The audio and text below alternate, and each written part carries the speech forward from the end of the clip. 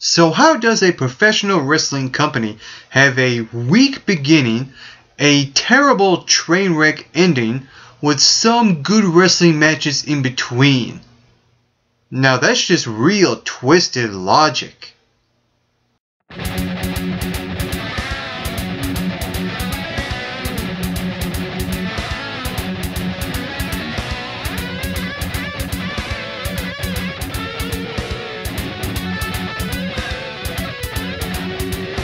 Hey, and hey, what's up and how's it going, all in my beers? Well, I'm so glad that you have took your time to spend with me right here today on the Mick Rock and Bolt Wrestling Review Show. I'm your co-host, Mike McRock Wilson, and last night, TNA Impact Wrestling presented Genesis, Part 2. And the show kicked off last night with a backstage segment. Are you even kidding me? Do I have this right? A backstage segment? For the love of God, TNA. And this goes to any professional wrestling television program. When you start off a show, you create something solid that happens inside the ring, not something backstage. Come on. Absolutely ridiculous.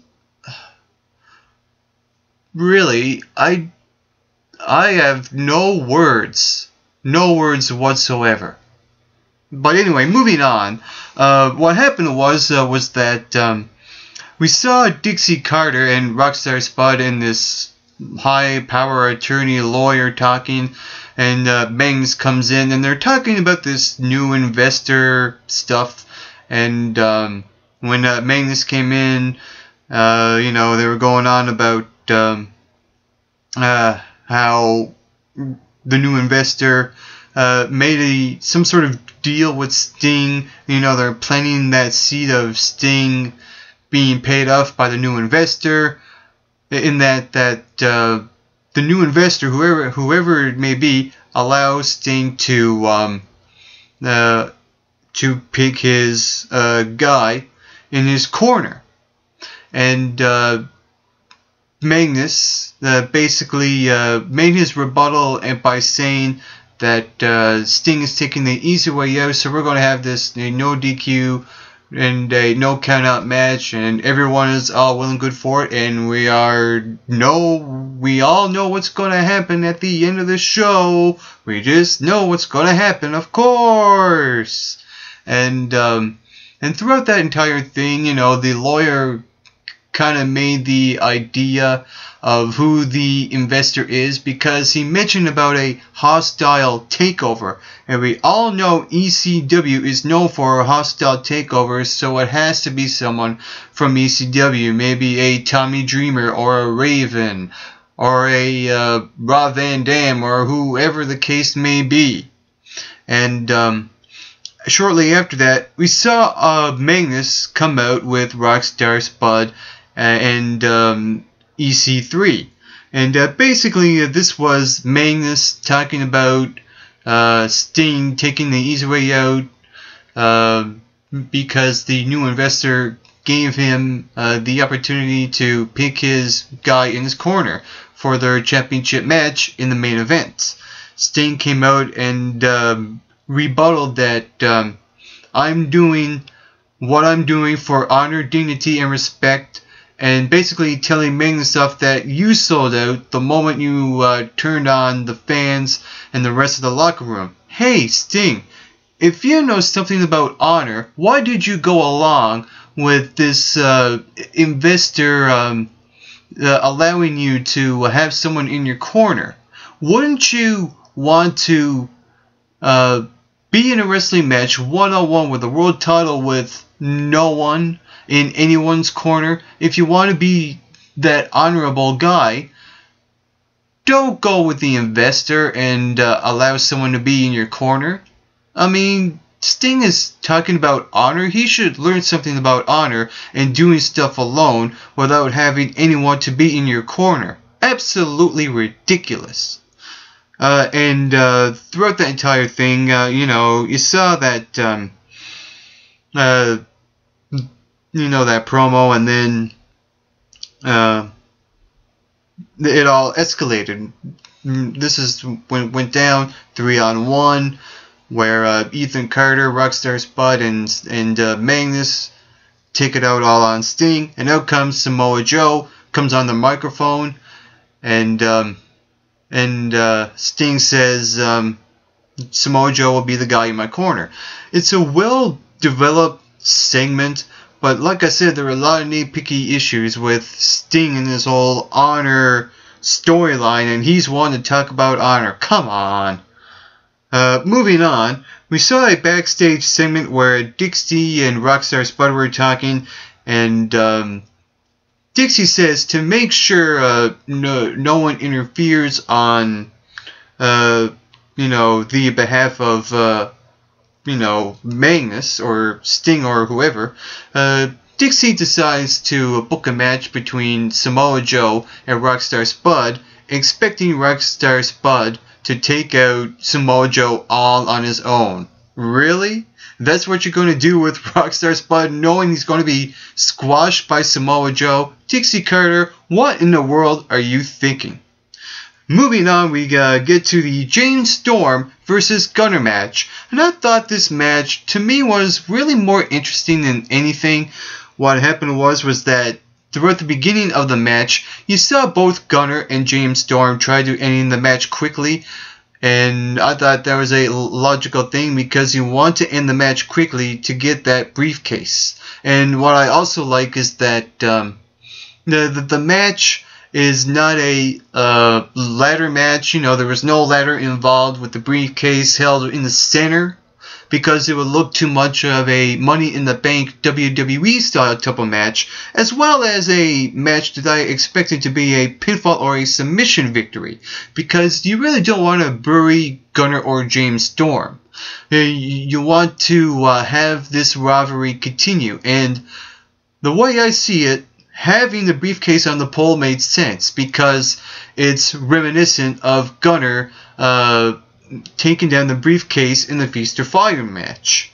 What happened was that close to the end of the match, we saw James Storm pull off what he tried to do, a Hurricanrana, and really botched it. For the love of God, James Storm, when you're in the ring with a guy, don't do cruiserweight moves because it's not your style, and you just completely botched your Rana, if that's a word. Botcharana. Hey, there you go. And there was also another issue I had with this match on the part of James Storm. When Gunner was on the other side of the ring, halfway across where the briefcase was, James Storm was closer to the briefcase. And Gunner is out, and he waits for him to come to and decides to super kick him rather than go for the briefcase. Are you serious? To me, James Storm did not look believable in that moment if he wanted to win the match, because he went for the super kick instead of wanting to climb up the pole to get the case. That made me believe that James Storm did not want to win the match. Instead, he wanted to kick Gunner, which failed, and then go for the case again when Gunner got in the electric chair, and then it slipped from his hands, and you saw the briefcase on the ground. Both tried to go for it, and this is one of those things where you want to grab onto the case and hold on to it.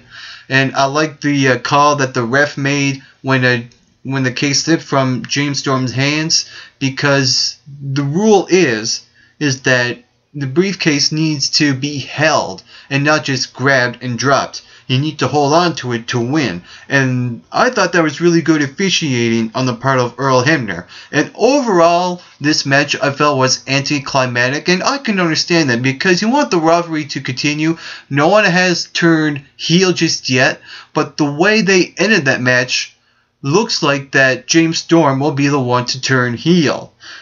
Both can make valuable arguments about, their side of the story, but the way that ended is that it looks like James Storm will be the one to turn heel, and I think that would make good storytelling because it's something different. When James Storm had two of his recent partners turn on him, they turned heel.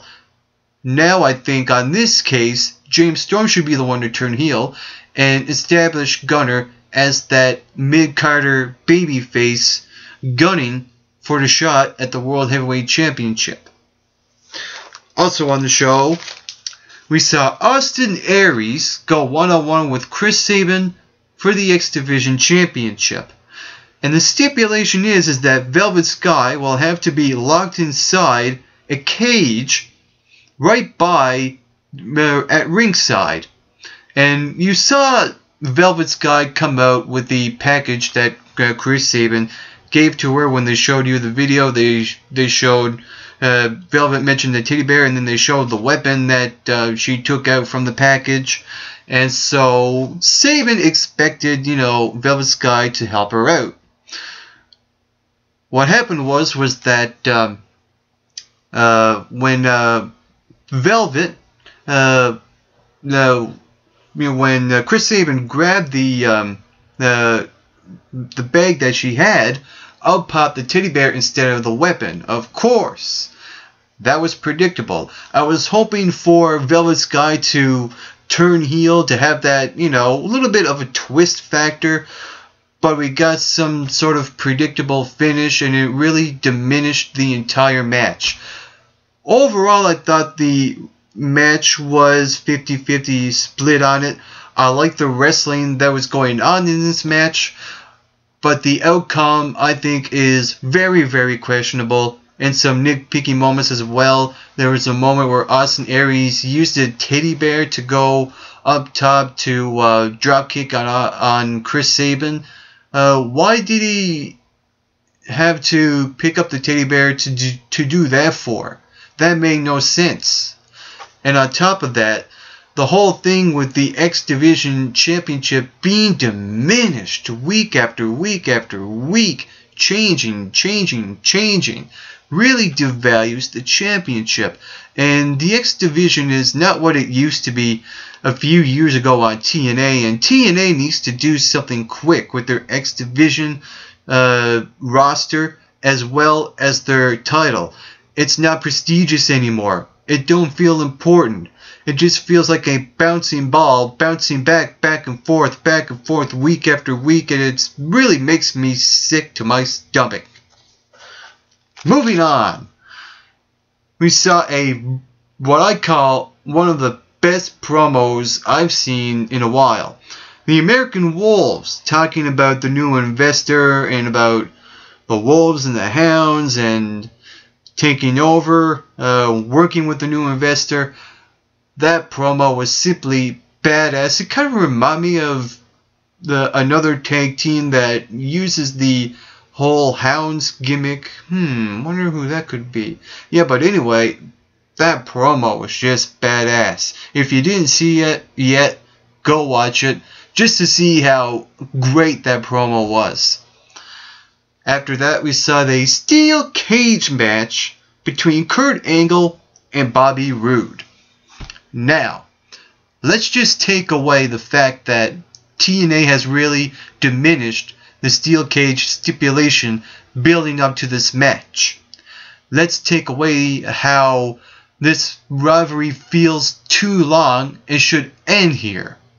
Let's take away the fact that this match has a predictability to it, knowing that Kurt Angle was going to win. Take all that away. This match was absolutely outstanding. Kurt Angle and Bobby Roode put on an excellent performance. I thought it was a great match. They used the steel cage pretty well. I liked that there were a lot of great spots. The top rope Angle slam and that sick moonsault that we all knew that Kurt Angle was going to miss. But the way he landed was so cringeworthy and yet so amazing, how the more you watch it, the more you go, oh. It was just one of those moments. And I think that was the match of the night. honest to God, that I really can't, make that match anymore look great. I thought Bobby Roode and Kurt Angle put on a great wrestling match, taking every negative thing out of the way. And you have these two go out and put on a great show. I think Kurt Angle got his payoff, and it should end here. And hopefully it does. Let's see Bobby Roode do something more and put him in the ring with Mr. Anderson or something like that to end the whole Bully Ray and Mr. Anderson story, which they never showcased because they showcased that last week. So I think that hopefully if they end it here, they're doing something smart.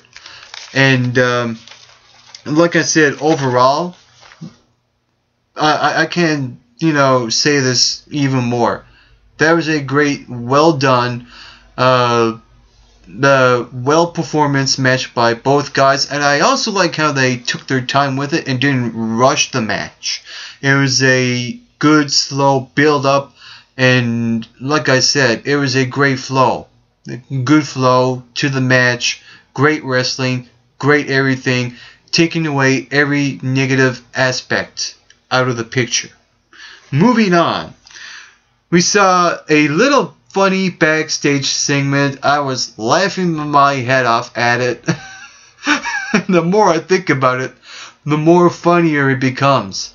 It was just a little silly promo where Ethan Carter was motivating Rockstar Spud before his match, talking, trying to compare him to the American Dream, Dusty Rhodes, calling him the British Dream, and trying to get him to roar like a lion. And the whole little skip it was just absolutely entertaining to watch. And I'll get to that match in just a little bit between Rockstar Spud and Samoa Joe. Also, we saw the Bromans were about to take on Eric Young and Joseph Park.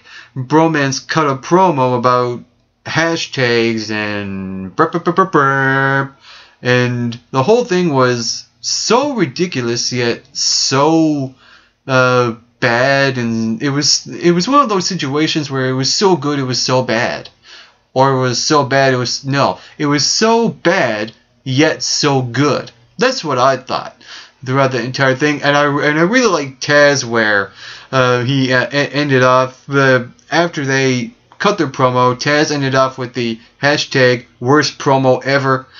That part was just great. They were so good at acting horrible, I think. And then what happened was that Eric Young came out. It was just Eric Young, and the 3-on-1 attack. Eric Young getting his ass handed to him, and then out comes Abyss. Now, the issue I had were the announcers. Come on, Mike Tenay. Come on, Taz. Put some effort to it. Oh my God, it's Abyss. He's making his big impact. Come on, he's going to take out and clean house on the Bromans and Zima Ion. Or something along those lines. Instead, they go, oh, here comes Abyss. Come on, just put some emotion into it, Mike Tenay. For the love of God. It's not that hard. But overall, despite that, I thought this was a pretty entertaining segment as well. Abyss coming out and cleaning house on the Bromans and Zima Ion. And then there's that moment where Abyss had Eric Young by the throat. You'd think he was going to choke slam. He was teasing that choke slam, and I like that that he backed away. And you hear the audience kind of split on it. You hear people going yes, yes, and you hear people going no, no. So I like that. They're not giving the audience to the fullest what they're doing. What I like is that they're teasing this this possible heel turn for Abyss to turn on Eric Young. Will it happen? Of course. It will definitely happen somewhere along the lines, but I like that they're slowly developing this heel turn from Abyss, because we saw it last week when he took out James Storm and Gunner. That was a small sign of him turning. And now another good sign of him turning was putting the chokehold on Eric Young, but then backing away because you hear Eric Young, trying, to bring back Joseph Park from Abyss. So, I like this little back and forth interaction between these two. There's a mad scientist thing going on with Eric Young experimenting on Joseph Park and Abyss. So, I thought that was a entertaining segment, to say the least. After that, we saw a promo from Samoa Joe before he had his match with Rockstar Spud, and all I gotta say is that is how you cut a promo. Direct, to the point, establishing Samoa Joe as that dominant force. We get to the match. And to me, I thought this match, it was very short, but they really made the most out of it. In the beginning, you saw Rockstar Spud, getting a few punches in and some chops in, having no effect on Samoa Joe, and he thinks he's doing something, and he's motivating himself, and he's doing the whole the Ultimate Warrior thing on the ropes, and everything Rockstar Spud was doing was so genius and so charismatic. It was just really entertaining and funny to watch. And then after that, Samoa Joe just cleans house on Rockstar Spud. Uranagi from the corner, the Muscle Buster. And I love how Rockstar Spud sold that Muscle Buster. Rockstar Spud made that move really effective. And wrestling is a two-way dance where one guy hits a finishing maneuver, but the other guy has to make it really impactful. And I think Rockstar Spud really done a great job in that really short match where they really made the most out of it. And then after that, Samoa Joe made him tap out to the rear naked chokehold. Your winner, Samoa Joe. And then we get to the main event. It was Sting versus Magnus. Title versus career. The stipulation, like I said, if Sting wins, he wins the world title. But if Sting loses, his contract is no more. He's done from TNA. Now, spoilers aside, I like, that while I was watching this match, I already knew what was going to happen because I read the spoilers, but let's just put that aside for a second. I really like how they really done this match, with the whole Sting losing, understandable, but come on, for the love of God, TNA, do you not learn from your past mistakes from what you did 2 weeks ago with the whole train wreck with the 10-on-2? Please, just do something different. Have Magnus win clean. For the love of God, it's not that hard. What happened was that Dixie Carter sent out Ethan Carter III, and we all saw Samoa Joe at ringside with Sting, and having to stare down with him in EC3. EC3 backs away, and then after that, out comes Bad Influence, Zima Ion, the Bromans, all these guys in this heel fashion, and coming out and just, dropping it all on Sting, and what happened was that Kurt Angle came out and cleaned house, and after that, Sting had Magnus in the Scorpion Deathlock. Bobby Roode came out, costing the match, and basically what happened was that Magnus bet Sting. He rips his contract. Oh my God. I mean, really, come on, TNA. What you're doing is really devaluing your World Heavyweight title. Not only that, you're also making Magnus look like the Randy Orton of the WWE, making him look like a whiny little baby. Having Magnus winning via tactics and not winning clean really doesn't give your champion much credibility. Come on, TNA, for the love of God. Do something right instead of repeating the same things over and over, repeating the same mistakes. Haven't you learned yet from 2 weeks ago? Come on, it's not that hard. Now, I'm hesitant to say this or even ask this, but what did you think of TNA Impact Wrestling last night? Genesis Part 2. Comment below and let me know. And while you're at it, you can also follow MRB Wrestling Reviews on Facebook. You can follow? You can follow MRB Wrestling Reviews on Twitter, like us on Facebook, and subscribe to us on YouTube. Overall, I thought this show was an average show at best. Like I said, there were some good things that happened. There were a lot of logic fails, but there were good performances in matches. It was a good show if you like wrestling. But like I said, a lot of issues, a lot of nitpicky issues, a lot of small ones, and a lot of big ones. But somehow, despite all that, it was a better show than last week. And that was my review of last night's episode of TNA.